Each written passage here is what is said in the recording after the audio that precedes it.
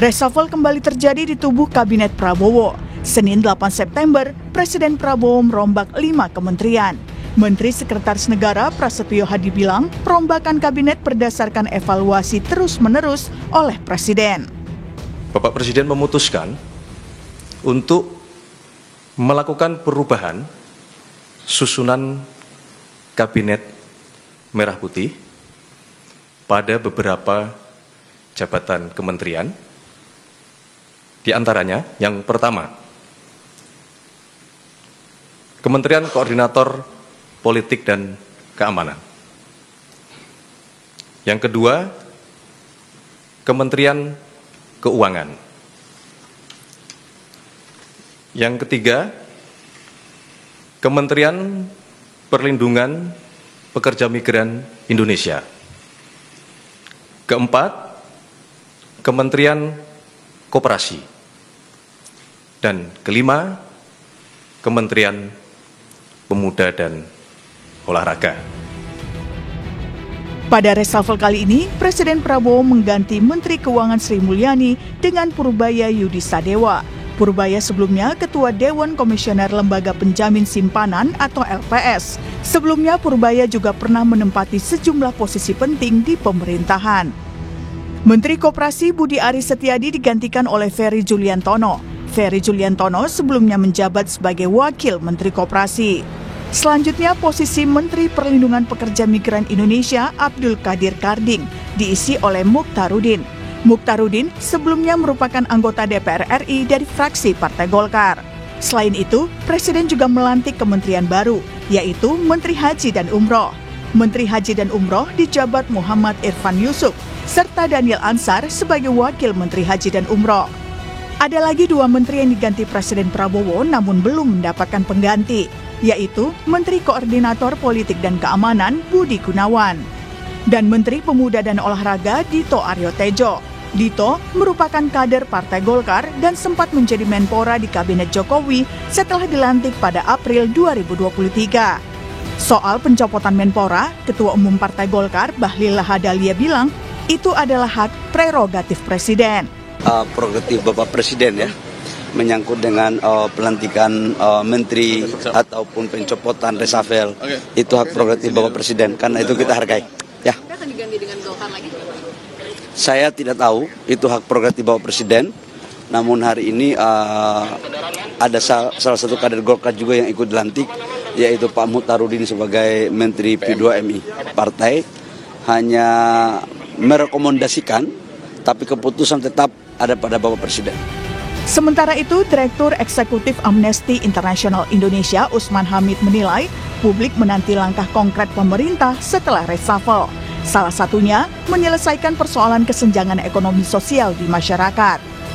Yang dibutuhkan oleh masyarakat saat ini adalah jawaban konkret pemerintah atas berbagai aspirasi yang telah disampaikan. Misalnya terkait dengan kenaikan pajak bumi dan bangunan. Yang kedua, apakah upah buruh yang rendah atau upah masyarakat secara umum yang bekerja termasuk di sektor informal yang rendah akan mengalami kenaikan. Yang ketiga, apakah misalnya kasus-kasus kematian Afan Kurniawan, Reza Sendi Pratama, dan lainnya akan diinvestigasi. Lalu, bisakah pemerintahan Prabowo menjawab permintaan publik dengan anggota barunya di kabinet? Tim Liputan Kompas TV.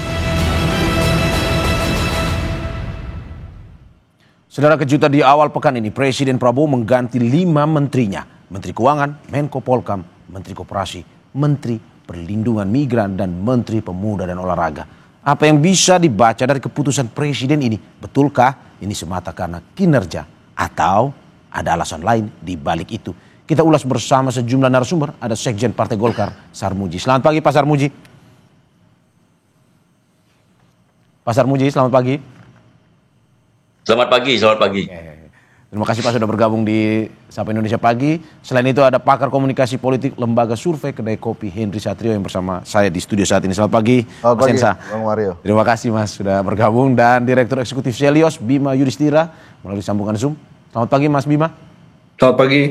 Terima kasih Mas Bima. Terima kasih Bapak-Bapak sudah bergabung di dialog Sapa Indonesia Pagi pada hari ini. Saya duluan ke Pak Sarmuji ya Bang Hensa. Ya, silakan. Jadi Pak Sarmuji, bagaimana Anda melihat apakah Golkar reshuffle 1 tapi masuk 1?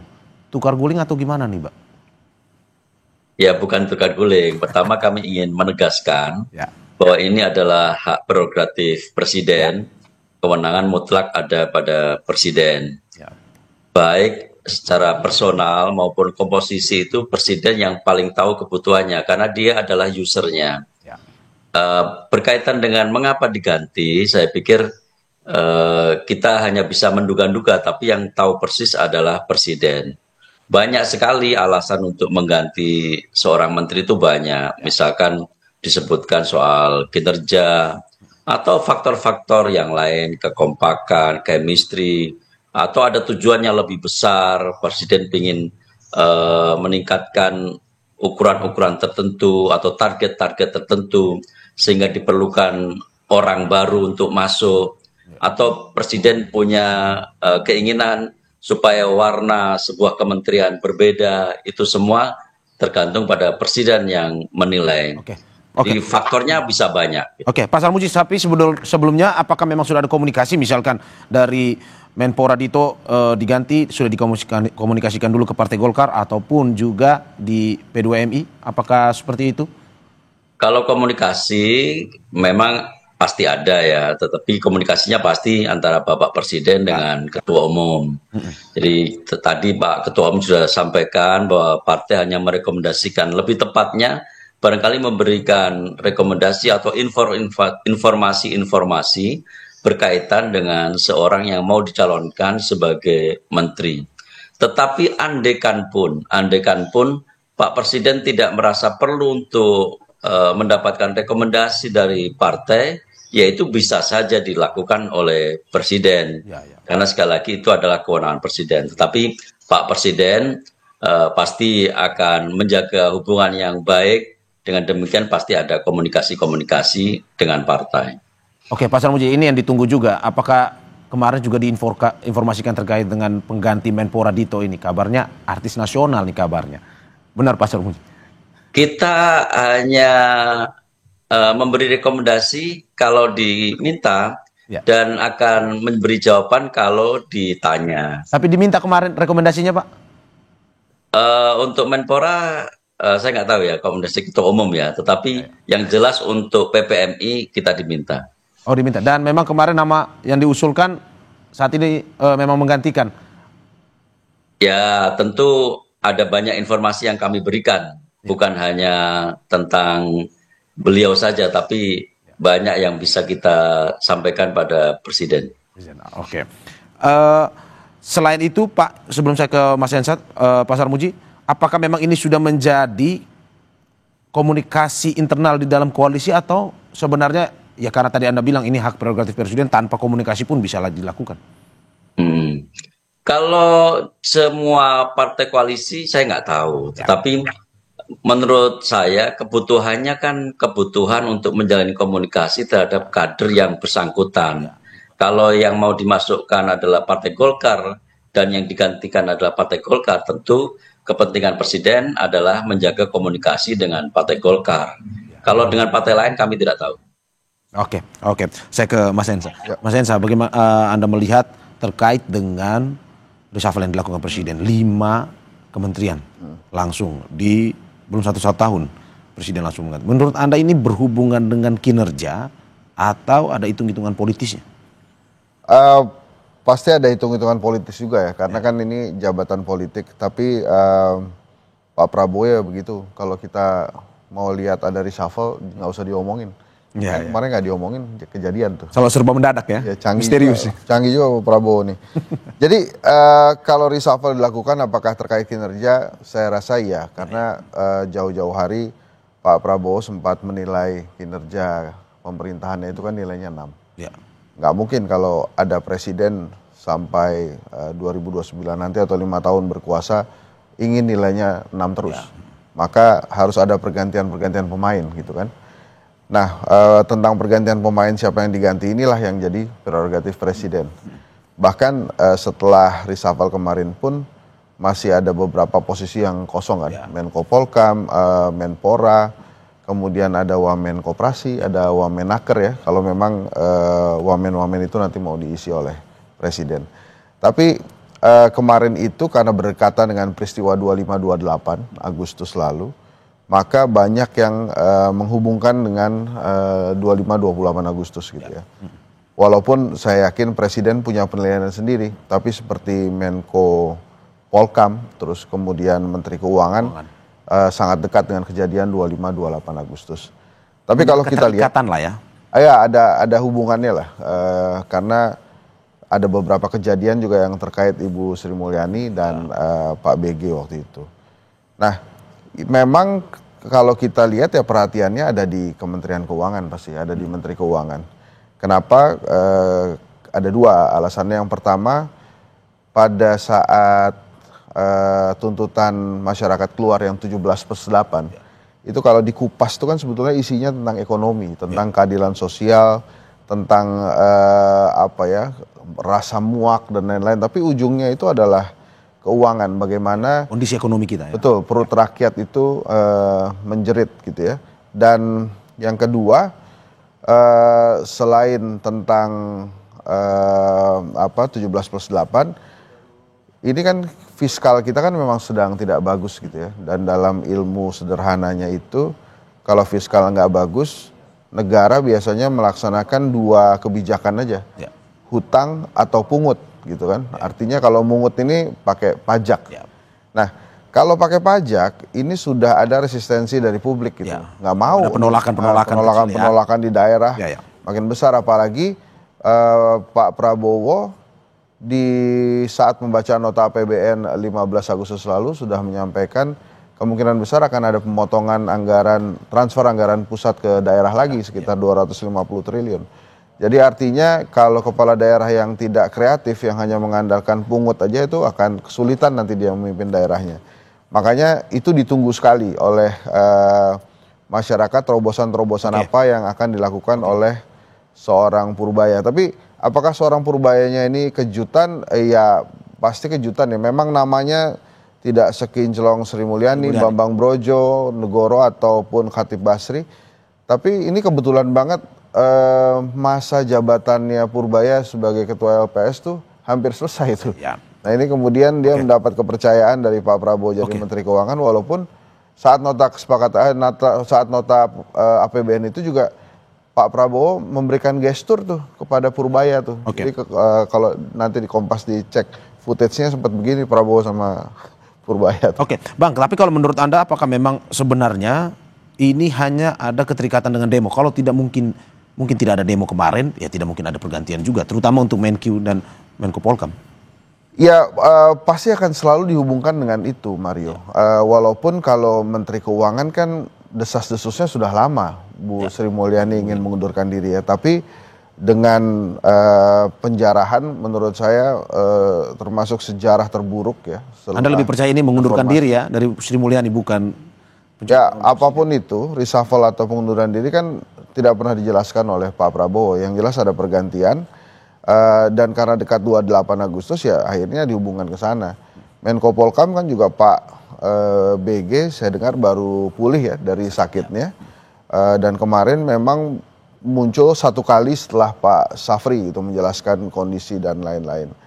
Nah memang pada saat 25-28 itu yang terlihat betul memang tuntutannya adalah tuntutan dari tentang ekonomi gitu, tentang keuangan negara, tentang perut rakyat, maka kemudian diganti semua. Tapi yang menarik justru juga tentang pergantian P2MI ya.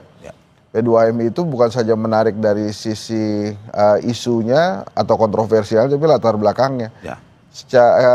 Satu malam sebelum dari Shuffle kan tertangkap foto di media sosial ya. Ya, foto di media sosial dia bermain mahjong domino kalau kata masyarakat dengan Menteri Kehutanan Raja Juli Antoni.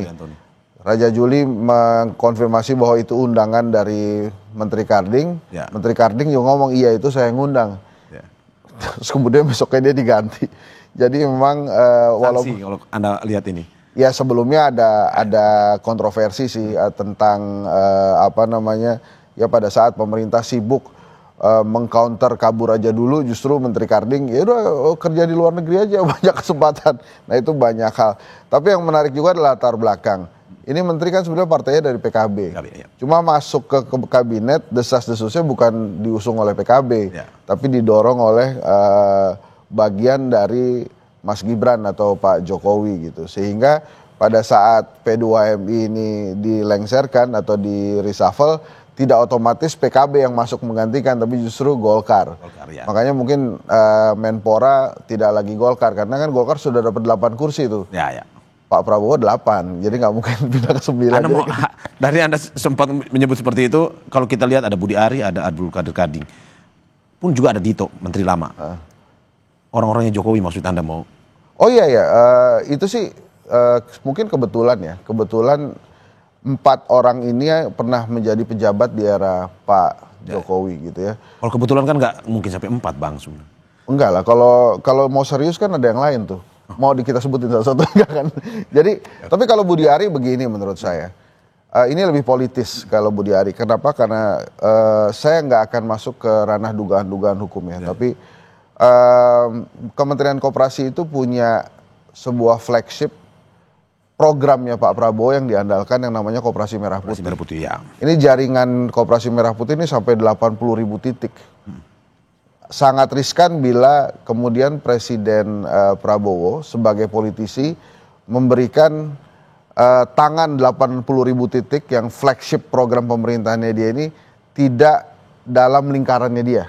Saya sudah menduga lama bahwa kalau Budi Ari yang pegang, ini nampaknya Budi Arinya yang mungkin akan dapat tugas lain. Akhirnya ini terjadi dan diberikan ke Ferry Juliantono yang satu partai dengan beliau. Jadi secara politis ini masuk akal gitu. Kayak misalnya pemerintahan sebelumnya juga begitu. Kalau memang ada program flagship, ini pasti dikasih ke partainya gitu ya. Sama berarti Ferry juga demikian. Tapi kalau Dito mungkin Pak Sekjen Sarmuji lebih paham alasannya gitu. Oke, saya ke Mas Bima. Mas Bima, menarik juga kemarin mengejutkan Sri Mulyani akhirnya di reshuffle. Kalau dari ekonom sendiri melihat ini seperti apa? Memang harus dilakukan sekarang atau sebenarnya kemarin masih ada kesempatan buat Sri Mulyani atau bagaimana? Ya harusnya Bu Sri Mulyani memang sudah mundur sejak awal Pak Prabowo mengajak bergabung ya. Jadi artinya memang dari segi profesionalitas itu banyak yang menurun dari Bu Sri Mulyani. Kemudian Bu Sri Mulyani juga seolah-olah tidak bisa mengendalikan dari sisi ambisi Pak Prabowo yang cukup besar, MBG, Kopdes Merah Putih, Food Estate, anggaran pertahanan juga melonjak signifikan tanpa ada rem dari Sri Mulyani. Sehingga ini yang kemudian sudah diekspektasi bahwa Sri Mulyani akan dicopot. Mungkin momentumnya kemarin ada peristiwa misalnya 28 Agustus. Tapi sebelum dari itu memang banyak permasalahan dari sisi tata kelola anggaran yang membuat publik sudah cukup lama marah ya pada Menteri Keuangan. Dilihat dari sisi kebijakan pajak tuh hampir tidak ada inovasi sebenarnya dalam 10 tahun terakhir, bahkan rasio pajaknya ya tidak berkembang ya 10%, bahkan sempat 8%, utang terus mengalami kenaikan secara signifikan. Kemudian yang terakhir adalah korban dari efisiensi anggaran di beberapa daerah. Tapi yang menjadi menarik, apakah ini sebuah hal yang 100% positif mundurnya Bu Sri Mulyani digantikan dengan Pak Purbaya Yudi Susadewa? Jawabannya adalah belum tentu. Karena baru dilantik saja Pak Purbaya sepertinya harus punya tim komunikasi yang bagus itu. Itu baru dilantik itu kelihatannya kurang punya empati. Dan yang ditunggu sebenarnya oleh pelaku pasar, pelaku usaha, juga publik adalah kebijakan-kebijakannya apa. Saya baru dengar satu kebijakan Pak Yudi Purbaya ini soal tim percepatan atau tim khusus untuk penyerapan anggaran. Nah ini kan waktunya tinggal sisa 3 bulan efektif. Sementara belum terdengar dari sisi kualitas anggaran, belum terdengar RAPBN 2026 apa yang menjadi fokus, apakah ada perubahan di dalam RAPBN 2026. bisa nggak Pak Yudi Purbaya misalnya rem belanja militer, belanja pertahanan keamanan. Atau kemudian ada inovasi perpajakan yang dikeluarkan. Apakah mungkin PPN turun dari 11% menjadi 8%? Ataukah misalnya yang dituntut publik adalah penghasilan tidak kena pajaknya naik menjadi 7 juta rupiah per bulan dari sebelumnya 4,5 juta. Jadi itu yang belum disampaikan, sehingga kalau dilihat dari IHSG-nya jadi berspekulasi. Sebenarnya kalau langsung dijawab, ini yang berbeda dari Sri Mulyani yang lebih progresif, A, B, C, D disampaikan oleh Menkyu yang baru, tentu tidak akan menimbulkan spekulasi terlalu lama di bursa saham ataupun di nilai tukar rupiah. Oke, Mas, tapi kalau menurut Anda ini Presiden Prabowo-nya yang terlalu cepat atau Sri Mulyaninya yang tidak bisa mengimbangi, ataupun Sri Mulyaninya ya sudah tidak profesional lagi kalau kata Anda tadi? Ya, kita menyebutnya sebagai birokratik fatigue ya. Jadi sudah terlalu lelah Bu Sri Mulyani. Itu tadi, kenapa tidak ada inovasi-inovasi dari sisi fiskal. Bahkan cenderung disiplin fiskalnya itu agak mengendur pada era Pak Prabowo. Disinilah kelihatannya perlu penyegaran, iya. Tapi yang lebih penting sekarang fokus ke depan adalah sosok penggantinya ini. Apakah memang sosok penggantinya tepat secara kebijakan fiskal? Ya kita lihat nih, 1 minggu ke depan ini apa saja kebijakan-kebijakannya bisa langsung dirasakan kepada masyarakat. Kalau 11-12 dengan Bu Sri Mulyani, ya berharap banyak seperti apa? Oke, Mas Bim, bagaimana Anda melihat bahwa PR apa saja? Oke, ini kita kasih kesempatan kepada Menkyu yang baru. Dalam arti bahwa mungkin masyarakat belum terlalu mengenal, tapi kita akan tunggu apa aksi dan juga kebijakannya. Tapi menurut Anda apa PR substansi yang harus dilakukan di awal kepemimpinannya? Tapi sebelum Anda menjawab, kita saksikan jeda berikut.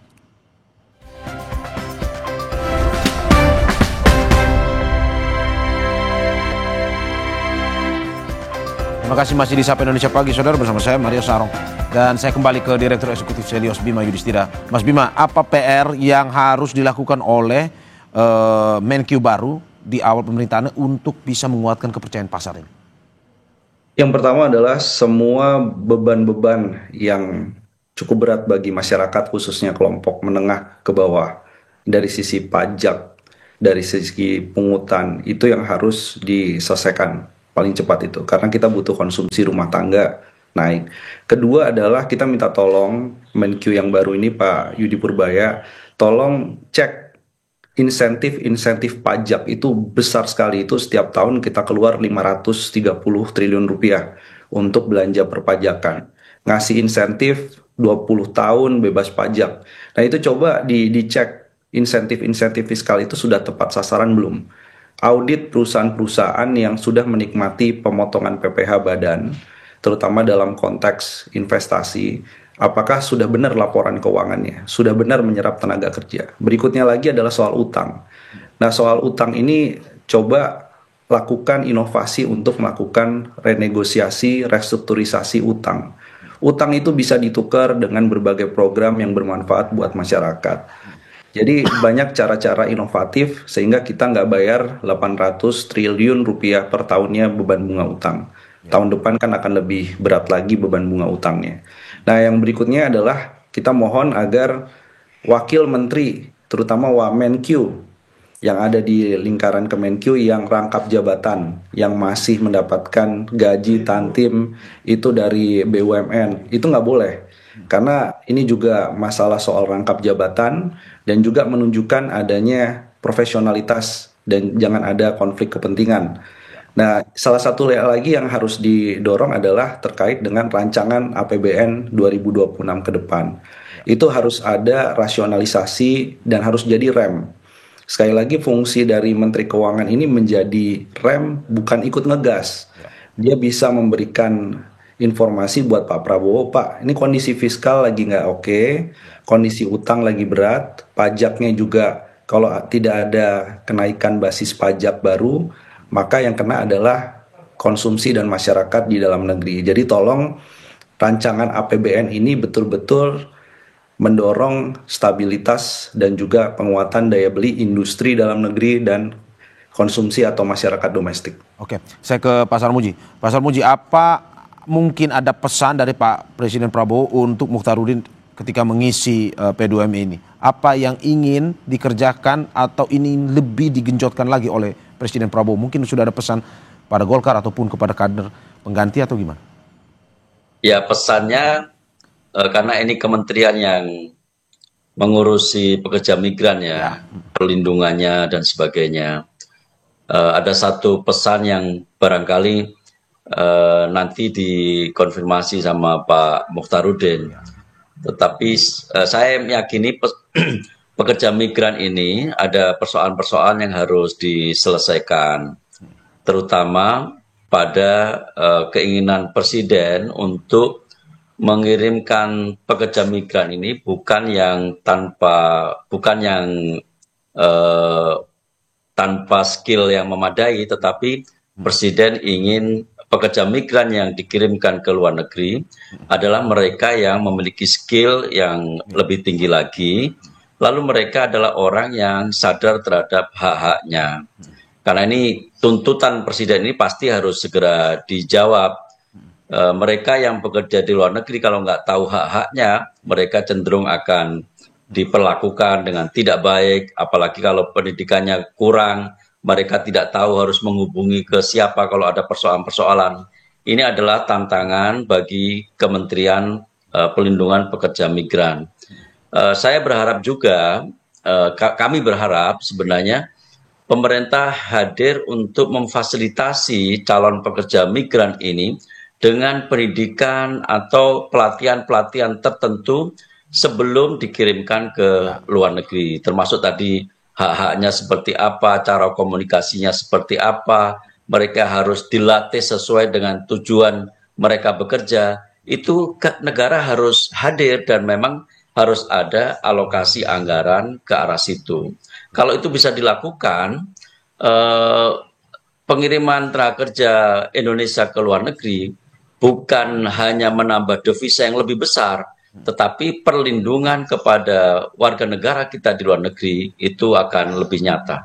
Oke, saya juga ingin membahas tadi apa yang disampaikan oleh Bang Hensa terkait dengan bagaimana Golkar melihat ini sebagai sebuah cara dari Presiden Prabowo untuk menguatkan ekonomi kita. Dari Golkar sendiri melihat seperti itu dengan reshuffle yang dilakukan ini, ada Menkyu pun juga ada menteri-menteri yang lain.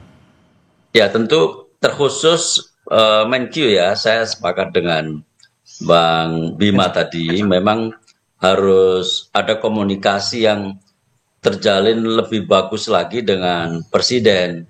Karena begini, persoalan keuangan ini persoalan yang sistemik.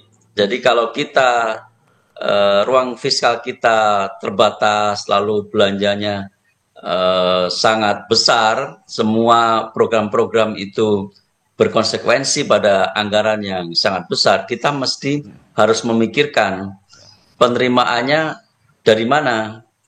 Tetapi sebenarnya tadi Pak Bimo sudah menjelaskan tentang bagaimana mesti menata pengeluaran.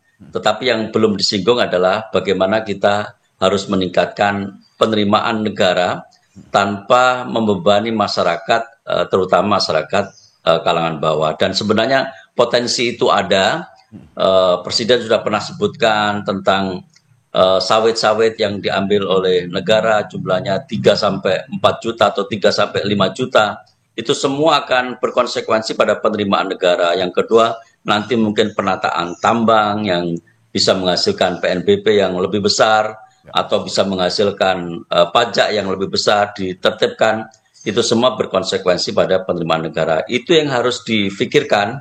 Yang kedua tadi komunikasi dengan Presiden, Menteri Keuangan harus bisa memaparkan dengan detail, dengan jelas konsekuensi-konsekuensi setiap program yang dilakukan oleh pemerintah. Oke, termasuk Pak Sarmuji, Anda melihat bahwa ini harus tetap menjaga, ini Menkeu ataupun menteri-menteri yang baru ini menjaga kondisi keuangan ataupun politik usai demonstrasi yang terjadi kemarin.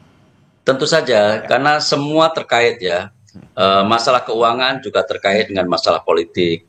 Kalau kita bicara tentang keuangan negara, tanpa dilandasi oleh stabilitas politik pasti mustahil. Karena orang bekerja, orang berusaha, orang berbisnis itu bisa nyaman kalau politiknya dijaga dengan stabil. Oke, saya ke Mas Hensa. Mas Hensa, bagaimana Anda melihat situasi politik setelah reshuffle ini? Apakah memang akan seperti sebelumnya atau ada perubahan kalau menurut Anda? Ya harusnya ada perubahan ya, kalau enggak dianggap gagal nanti reshuffle-nya. Jadi menurut saya lagi-lagi saya balik dari menteri-menteri yang sudah di reshuffle atau mendapatkan jabatan baru, tugas baru, pasti Menteri Keuangan yang akan menjadi sorotan. Komunikasi ya penting, dan sampai hari ini juga saya belum melihat ada komunikasi antara Menteri Keuangan dengan Menko Perekonomian ya, dan itu mesti juga dilakukan. Karena kan begini ya, program flagshipnya Pak Prabowo itu membutuhkan uang yang sangat besar. Ya. MBG, Sekolah Rakyat, Koperasi Merah Putih, cek kesehatan gratis. Itu flagship Pak Prabowo yang memang terjemahan beliau terhadap bagaimana membangun negeri. Di Paradoks Indonesia itu kan berkali-kali dia katakan Indonesia negara kaya tapi penduduknya banyak miskin. Maka itulah terjemahan miskin dari Pak Prabowo. Orang yang nggak makan, kurang gizi dikasih MBG, nggak sekolah dikasih sekolah rakyat, kesehatannya kurang dikasih cek kesehatan gratis, kemudian ekonominya di daerah mesti diperkuat, diberikan Koperasi Merah Putih.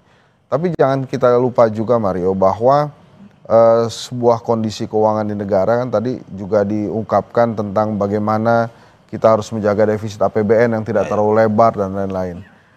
Kita juga harus bicara tentang geopolitik juga sih. Tentu saja pertemuan Pak Prabowo dan berfoto bersama Xi Jinping, Kim Jong Un dan Putin itu pasti akan berpengaruh juga ke dalam respon pasar ya. Nanti mungkin Bima bisa membahas itu lebih dalam. Karena kondisi sebuah negara keuangannya ya pasti juga akan dipengaruhi oleh geopolitik.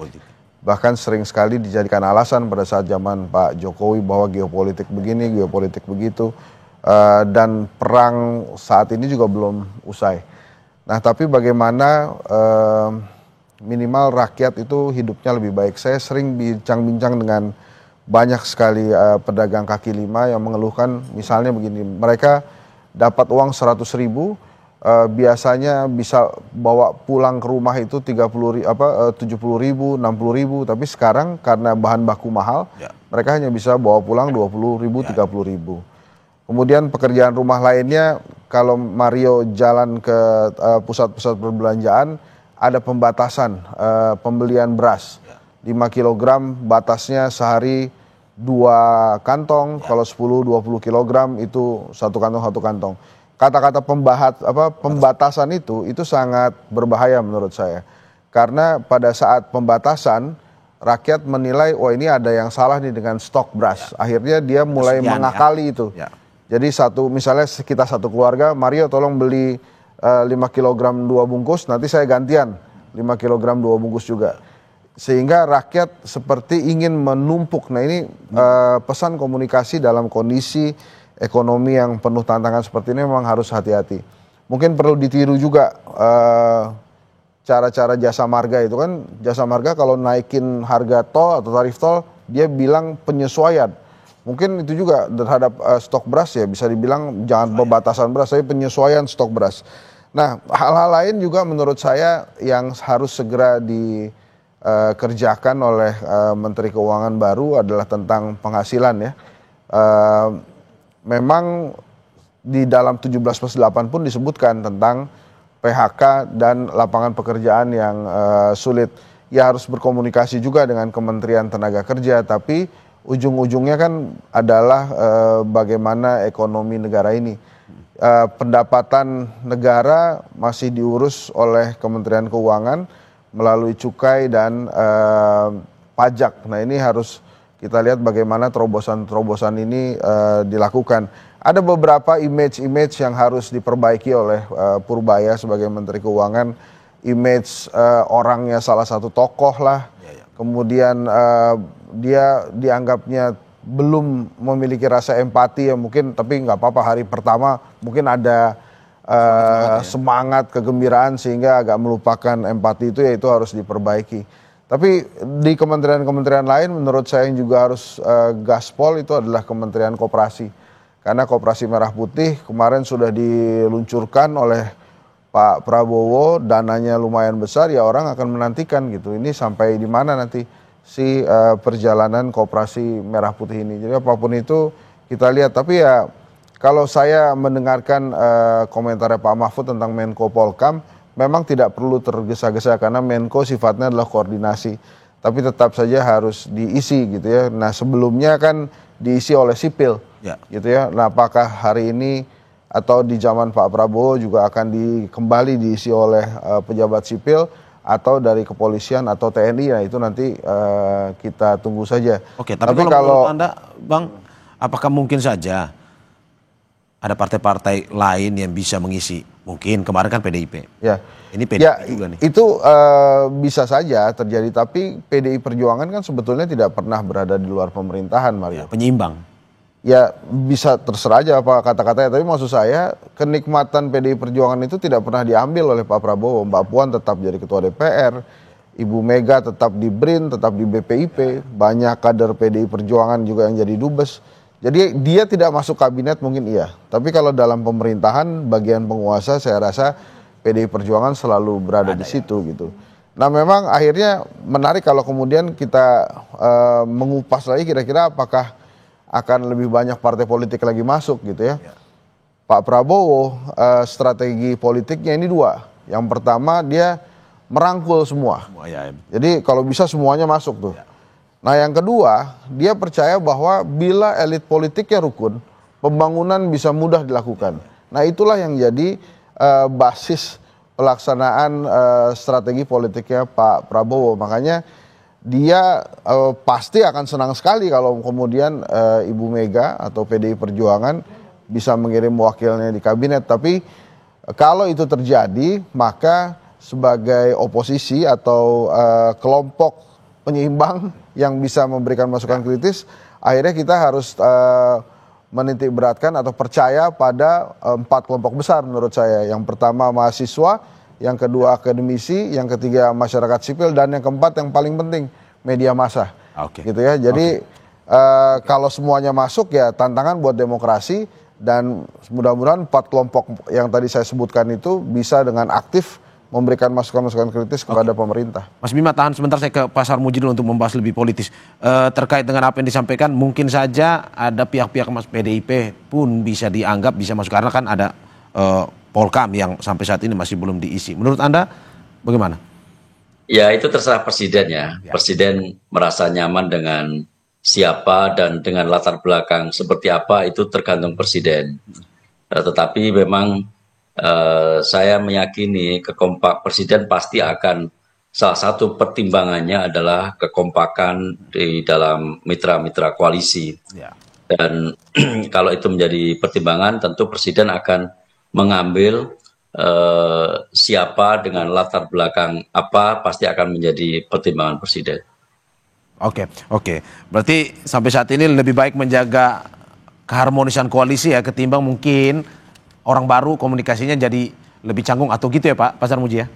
Ya monggo terserah presiden saja, kalau mau menambah kekuatan juga boleh, menjaga yang ada juga boleh, kan tergantung presiden aja. Yang penting orang itu bisa membantu presiden mencapai tujuan presiden, visi misi presiden. Oke, Mas Bim, bagaimana Anda melihat bahwa optimisme yang diberikan masyarakat saat ini? Oke, pasar di awal meresponsnya negatif, tapi ya kita harapkan ada optimisme baru, terutama bagaimana menjaga keuangan negara kita ini untuk kesejahteraan masyarakat tanpa ada intrik-intrik yang terjadi seperti beberapa hari lagi kemarin demonstrasi, terus ada tuntutan-tuntutan yang keluar dari teman-teman mahasiswa.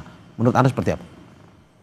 Optimisme itu harus dijawab dengan kinerja. Itu yang paling penting. Karena publik tuntutannya clear ya. Salah satunya perbaikan kondisi ekonomi dan situasi perpajakan. Tapi kita juga harap bagaimana caranya agar misalnya ini kan 2 menteri, Menkyu kemudian Menteri Koperasi. Apa yang nyambung dari 2 ini yang disorot publik dan juga perbankan adalah soal jaminan utang untuk Kopdes itu dan juga penugasan pada Himbara. Nah ini belum clear. Manajemen Kopdesnya banyak yang belum siap. tapi sudah didorong untuk melakukan utang dengan jaminan APBN, dana desa, tapi melalui Bank Himbara. Jadi ini yang harus kemudian langsung dikoordinasikan. Saya kira hari kedua ya, kemarin hari pertama Menkyu Menteri Koperasi, hari ini adalah hari kedua, harapannya mereka ngobrol nih. Mereka bicara ini resikonya apa, dan kalau tidak dilakukan dengan cara pinjaman Bank Himbara, apa cara lainnya. Satu lagi yang ditunggu, kalau tadi Mas Hendro Satrio bilang soal UMKM, situasinya sedang berat. Ini salah satu yang menjadi masalah adalah dari sisi UMKM itu melihat kok kita dikejar-kejar seperti berburu di kebun binatang soal pajaknya. Kenapa tidak ada cara-cara lain untuk lebih inovatif? Nah, kalau cara lain inovatifnya apa? Tadi Pak Sarmuji mengatakan soal underground ekonomi itu sebenarnya itu. Sawit-sawit ilegal, tambang-tambang ilegal. Begitu juga soal ekspor impor yang datanya berbeda. Nah, ini sebentar lagi kita akan memberikan surat kepada Menteri Keuangan yang baru terkait dengan selisih data di hampir sebagian besar komoditas ekspor utama. Itu nggak cocok datanya dengan data bea cukai antara negara yang menjadi tujuan ekspor atau impor itu dengan data yang dimiliki oleh Kementerian Keuangan. Ini ada potensi dokumennya nggak matching. Berarti apa? Ada pajak yang tidak dibayar secara penuh. Ada transaksi-transaksi yang di bawah meja. Transaksi-transaksi yang memang harus dikejar. Nah, itu saja tanpa ada kenaikan tarif pajak itu sudah bisa memuaskan publik. Jadi nanti kita akan tunggu, optimismenya harus dijawab dengan kinerja. Dan dalam 1 minggu ini apakah kinerja tadi sudah kelihatan? Harapannya kelihatan. Kalau tidak terlalu lama, situasi ekonominya bisa semakin tertekan. Oke, dalam 1 minggu ini kita tunggu. Tapi jika memang melakukan apa yang Anda sampaikan tadi, kalau Anda lihat target 8% mungkinkah dilakukan dengan Menkyu yang baru ini, Mas Bima? Kalau 8%, ya 8% tahun berapa? Tahun 2045. Tapi kalau 2025 ini kan hanya sisa beberapa bulan lagi, bisa mencapai 4,9% saja. Itu saya acungin 1 jempol lah ke Pak Menkyu ini. Karena memang tekanannya di kuartal ketiga dan keempat ini semakin berat. 2026 apa kebijakan extraordinary-nya? Motor industri yang menyumbang 30% penerimaan pajak ini apa supportnya dari Menteri Keuangan? Industri UMKM yang menguasai 60% lebih ekonomi, ini apa dukungannya? Nah, ini yang nanti akan bisa menjawab apakah pertumbuhan ekonomi bisa di atas level 5% tahun depan. Tapi kalau 8% saya pikir Pak Purbaya betul bahwa ini adalah kerja yang sangat berat. Saya setuju kalau soal itu sama Pak Purbaya. Berat 8%, setuju. Mas Hensa, terakhir singkat saja. Apa yang harus dilakukan, bagaimana komunikasi antar kabinet baru, terutama mereka yang baru di reshuffle, dan bagaimana bisa mewujudkan apa yang diinginkan Presiden Prabowo, terutama untuk kesejahteraan masyarakat kecil? Singkat saja. Iya, Pak Prabowo sudah berkali-kali mengatakan komunikasi pemerintahannya memang buruk ya, tapi dia ambil posisi untuk bertanggung jawab atas semua itu, dan saya berkali-kali memang mencatat komunikasi yang harus diperbaiki dari pemerintahan Pak Prabowo. Nah, kalau terkait dengan menteri-menteri baru ini, segera saja berkomunikasi dengan stakeholder yang memang penting. Seperti kalau kita bicara Menteri Keuangan, tadi saya sudah katakan bicara dengan Menko Perekonomian, kemudian sharing burden dengan Bank Indonesia, kemudian juga dengan stakeholder-stakeholder lain. Nah, kemudian Menko Polkam juga nanti saya rasa begitu nanti terpilih juga punya pekerjaan yang luar biasa berat ya untuk mengembalikan kepercayaan publik terhadap rasa nyaman dan aman di Indonesia pasca 25-28 Agustus kemarin. Pasti itu juga berimbas ke investor. Dan Koperasi Merah Putih sebagai flagship, nah itu juga harus segera on gitu ya, jangan sampai kemudian gagal. Tapi komunikasi tentang Koperasi Merah Putih ini kepada masyarakat banyak harus segera disampaikan. Sebetulnya pelajaran terpenting dari hal yang kemarin memang Pak Prabowo itu menilai menterinya secara profesional dan tidak ingin terganggu dengan agenda-agenda politis. Jadi pada saat dia ingin ganti, ya ganti aja. Jadi kalau kemudian Mario ingin segera Menpora dan Menko Polkam itu terisi, jangan sering-sering diomongin. Nanti Nanti nggak jadi ganti. Oke, terima kasih pengamat komunikasi politik dari Universitas Paramadina, Henry Satrio. Terima kasih juga Direktur Eksekutif Selios Bima Yudhistira dan juga Sekjen Partai Golkar, Sarmuji, atas apa yang disampaikan. Terima kasih Bapak-Bapak, sehat-sehat selalu.